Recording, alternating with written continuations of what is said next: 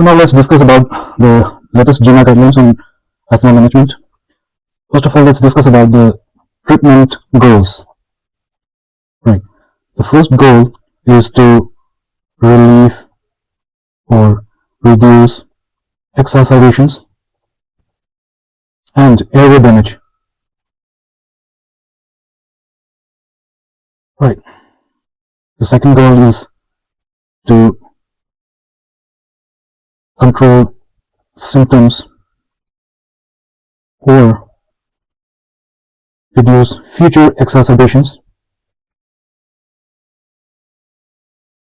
as much as possible, and we should treat at appropriate dose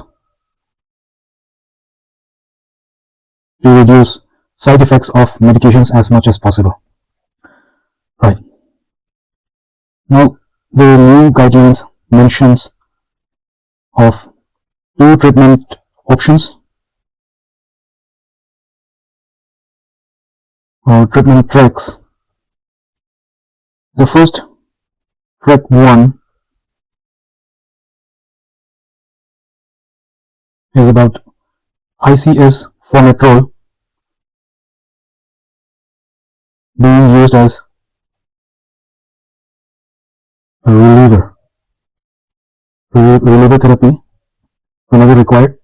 Also, if the patient fits into the criteria to get daily maintenance therapy, we have to give the same ICS formoterol as maintenance and reliever therapy at appropriate doses.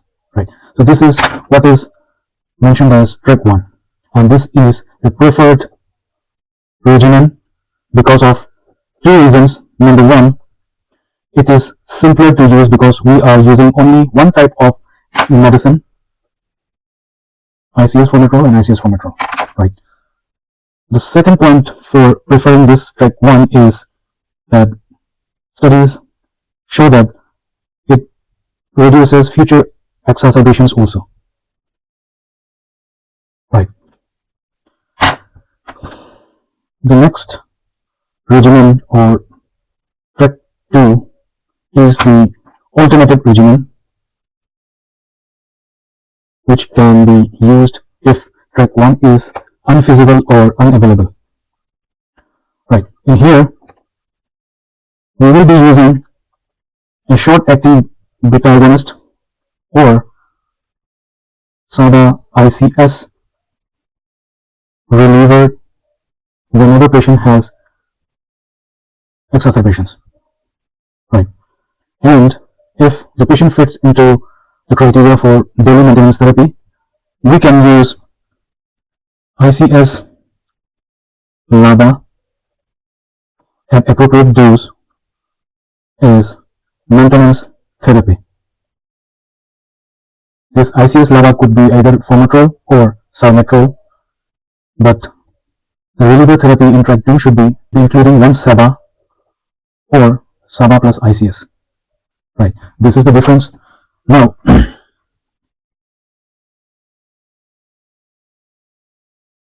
just like the previous guidelines, the new guidelines also mentions that SABA alone therapy is harmful in the long run, causing more mortality, so it is discouraged. If you want to use SABA, it should be combined with either one SAMA or ICS. Right. Now let's discuss about the follow-ups. Right. After starting treatment to a naive patient, we should follow up in 1 to 3 months. Right. After that, if it is satisfactory, we should follow up every 3 to 12 months. Right. And if the patient is a pregnant female, we should follow every 4 to 6 weeks.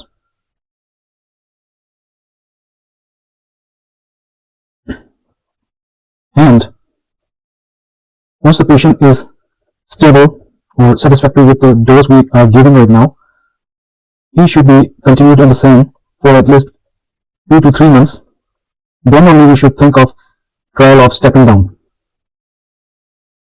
And whenever we step down, we should decrease the dose of whatever the medication is by 25 to 50%. Right. And if any exacerbation has happened in between, the review should be done within 1 week again after the adjustment of the dose, or SOS.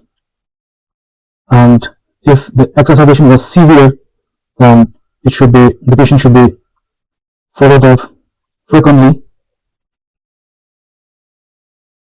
Right. So that is this cycle of guidelines they have given. First of all, suppose a patient comes to the OPD with asthma diagnosed elsewhere, or the patient says that he has asthma. We have to, confirm the diagnosis. Right. Confirm the diagnosis. If the patient is an already confirmed case, we should check for symptom control. And if the symptoms are not much controlled, we should look for any modifiable risk factors like smoking, allergen exposure, occupational hazards, decreased activity or obesity, etc. Right. And if there is any comorbidities, right, we should try to deal with them.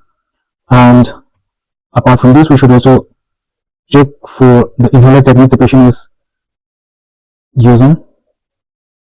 We should check his technique of inhalation and also check the adherence of the patient to the prescribed therapy. Right.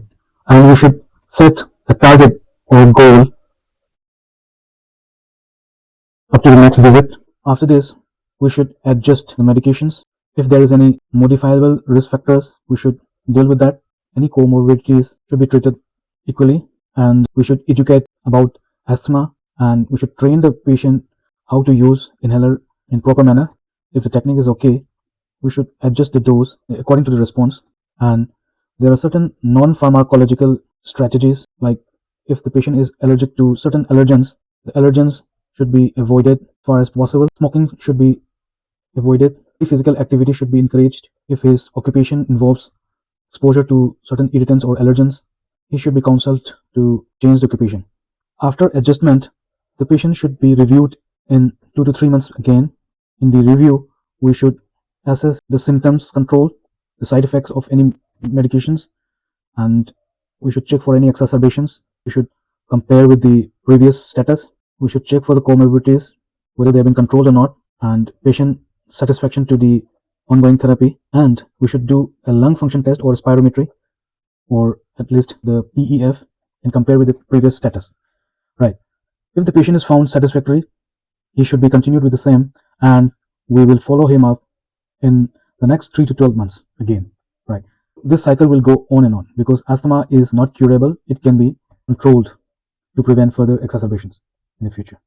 Right. Now let's come to the actual management part. First of all, we will classify the patients according to the severity or frequency of symptoms. If the patient has symptoms in less than 5 days per week, or no night awakenings due to asthma, we are dealing with mild asthma. And in the mild asthma, if number of day symptoms is less than 1 to 2 days per week, this is known as the mild intermittent, and in the new guidelines it is termed as step 1.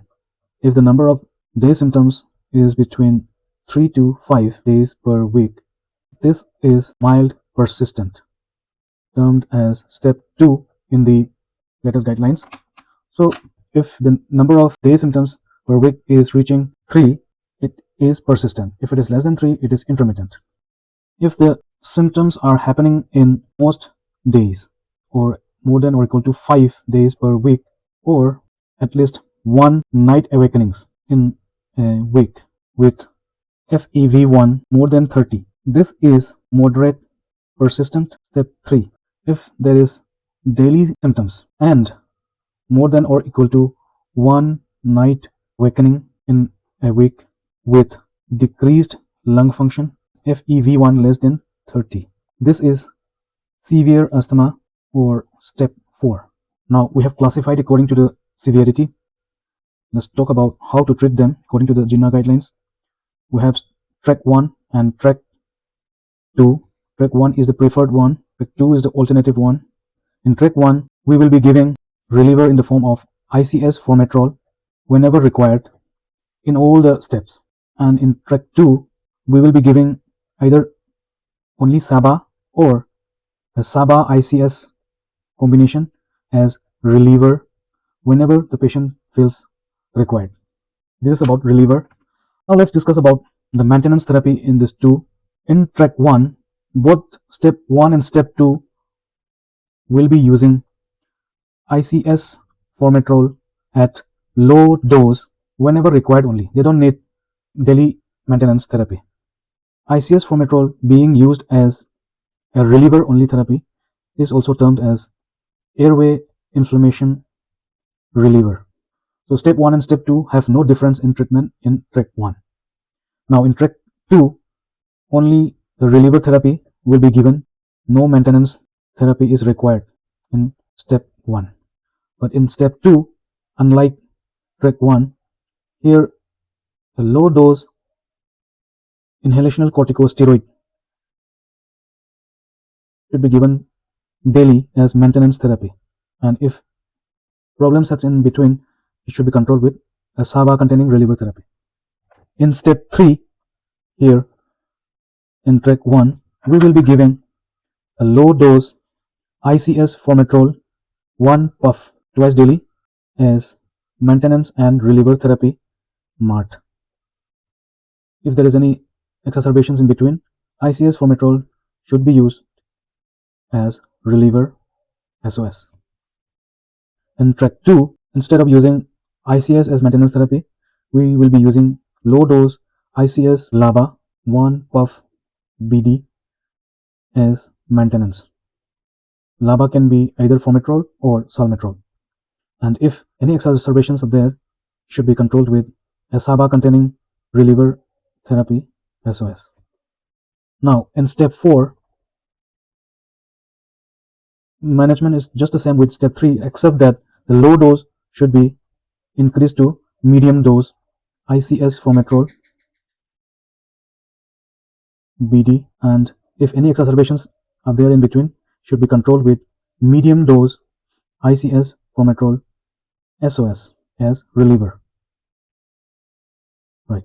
If the patient was using ICS formoterol low dose, it can be used as 2 puffs BD if the patient doesn't want to buy a medium dose yet. In track 2, medium dose ICS LABA will be used BD as maintenance, and of course SABA reliever SOS as well. After follow-up, if the patient is still having asthmatic symptoms despite step 4, we can try step 5.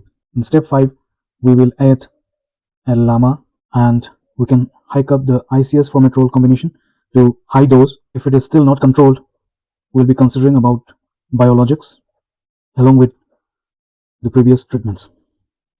So this is about the stable asthma management according to GINA guidelines.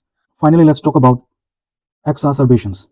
Exacerbations are also known as asthma flares or acute asthma attacks. GINA defines exacerbations as acute or subacute worsening of asthma symptoms and decreased lung function with respect to the patient's usual status. Exacerbations can be either severe exacerbations or mild to moderate exacerbations. So how do we recognize severe exacerbations? We can recognize them if these symptoms are there. Can be remembered as asthma. A stands for use of accessory muscles while breathing or acidotic breathing. S stands for severe shortness of breath indicated by single word shortness of breath, and SpO2 less than 90% at room air. T stands for tachypnea with respiratory rate more than 30. It also stands for tachycardia with heart rate more than 120 and threatened FEV1 less than 50%. Right. H stands for hypoxia, SpO2 less than 90, or high-pitched wheeze. M stands for minimal breath sound or silent chest because of hyperinflation. A stands for altered sensorium, which can happen in case of CO2 narcosis. If none of these are met, this will be counted as mild to moderate exacerbation. Right. So treatment and prioritization of these patients will be different.